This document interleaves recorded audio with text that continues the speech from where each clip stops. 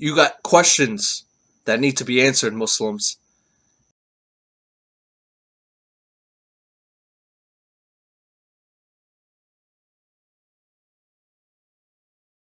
You got questions that need to be answered, Muslims. And you're just going to sit there and insult me. I want answers. If you want to integrate in the USA, that's fine. That's cool. But don't act like those Muslims in Europe, whether they go and harass women and they don't want to integrate. They don't want to be part of society. They just want to take over. That's what I have a problem with, bro. That's what I have a problem with, you know? And I know Muslims, they have it in their heart. They don't want to be like that. They don't want to harass women. They don't want to molest women.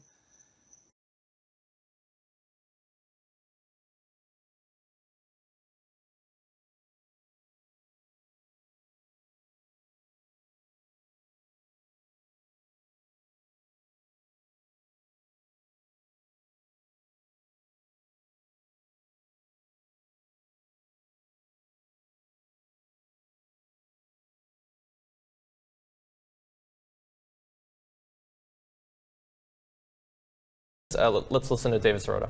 Why is America 30% white guys and 70% of the shootings in the last many decades have been at the hands of white guys? I'm not saying we should racially profile white guys, but I do think it's interesting to note that had 70% of mass shooters been, let's say, Arabs or African American men, I think the conversation right now would be a very different conversation where we'd be having a much less nuanced, a much uglier conversation. Who doesn't want to believe in having more than one wife.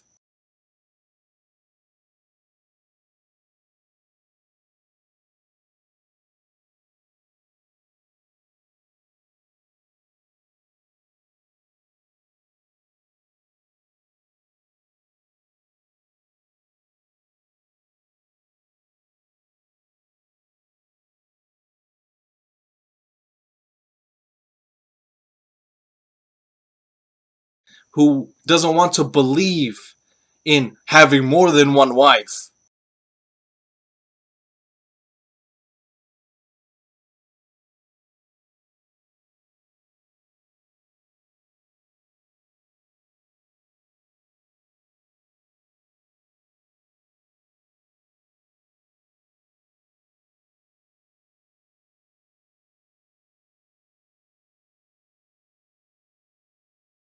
You ain't just gonna take it from me like that.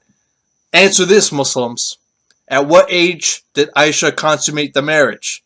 What's the hadith say? It says 9 years old. We ain't gonna have that in America.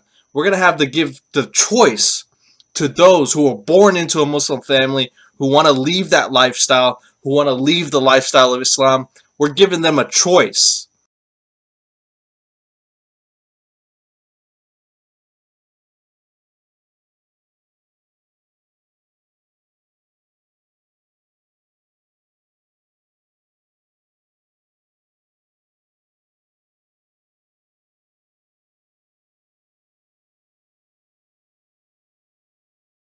A Sharia marriage is valid with the agreement is valid at any age. The consummation should only take place when the woman is physically able to bear it, which is the traditional pre-modern Sharia rule.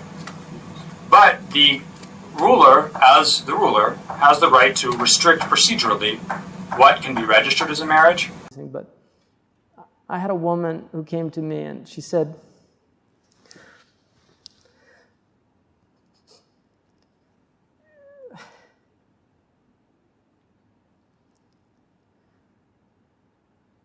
we were in Medina, and she just said, you know, I have a really hard time with Aisha's age. You know, and I told her, I said, listen, first of all, there's debate about her age, all right? And I said, but the important thing about Aisha, if Aisha was an insignificant person in the history of Islam, then we would certainly have to question what the wisdom was. But the fact that she carried so much of the religion, you know, it's undeniable that Allah chose her. to be in that position, whether she was 12 or 16 or 18, there are different narrations, or whether she was 9, that wasn't a problem for Irving Washington, who wrote a biography of the Prophet, which is not very flattering, by the way. But when he got to that section, he just said Arabian women were known to be very precocious, they matured early, so this was not uncommon.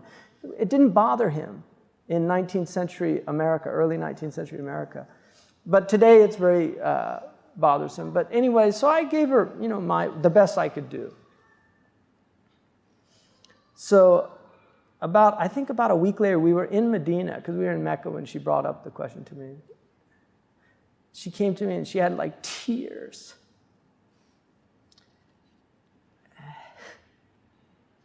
And I said, well, what's the matter? She said, no, I just wanted to let you know, I feel so at ease.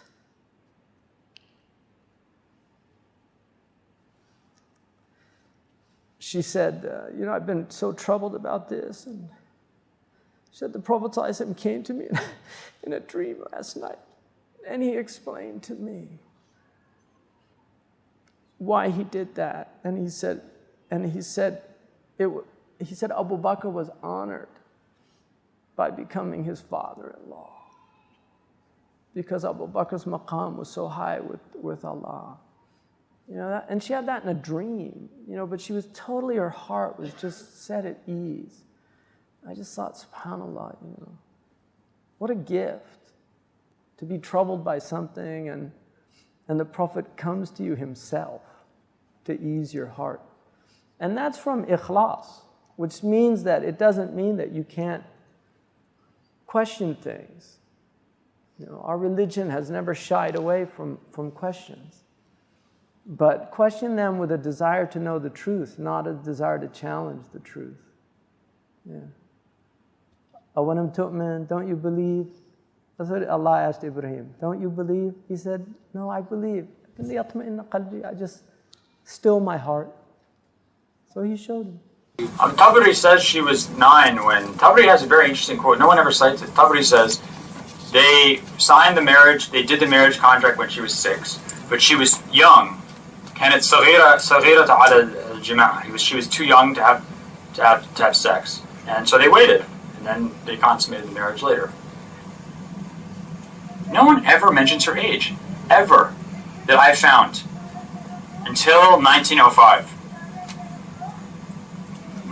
The British historian David Margoliouth has a book on the rise of Islam, the Prophet in Islam.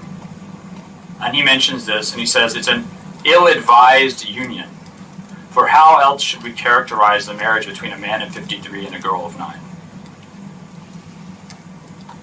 This is the first I've ever seen that anyone mentions this. Why is that? Why is that until the early 20th century no one talks about this? When they are making stuff up about the Prophet to insult him. And they don't bring this up. Because they were all marrying underage girls too. I mean, you have to understand that pre-modern, in fact, even today, peasant societies, to use the Marxist term, societies where you have the vast majority of people live in small agricultural communities, and agricultural work is the predominant form of livelihood. Marriage is very early, especially for women, generally right after puberty. And as I tell my students... Gandhi got married at 14. Yeah, Gandhi got married very young. Because you have to remember, and I've said this before in other lectures, and I think it's very important, our notions of what you're supposed to do in life are based on our lifestyle. If you don't have high school and college, or whatever, college and university and medical school, and you have to go get a job, if you're just living in the desert and you're tending goats all day, and you're a boy and you go through puberty, and being a boy, male who's gone through puberty, I can tell you, speak for the rest of the men out there, basically 99.9% of your brain at that point is occupied with sex. And I don't know what the percentage is with women, but I assume that women at some point start getting interested in sex too. And you're sitting out there with goats, and you've got nothing to do. You have no hope in your life of ever doing anything except tending goats. Why in God's name would you not get married? It makes no sense. Of course you should. And they're like, oh, you're not emotionally mature. What? What is that emotional mature? What does that mean, emotionally mature? This guy doesn't know what emotionally mature is. He doesn't, people don't think about that. Well, what about, power dynamic in the relationship? What? Power dynamic in the relationship? This is all this is all completely anachronistic concepts we're imposing on the past or on societies that justifiably maybe don't care about this. So the argument, no one mentioned this because it wasn't a concern. A Sharia marriage is valid with the agreement is valid at any age. The consummation should only take place when the woman is physically able to bear it, which is the traditional pre-modern Sharia rule. But the ruler, as the ruler, has the right to restrict procedurally what can be registered as a marriage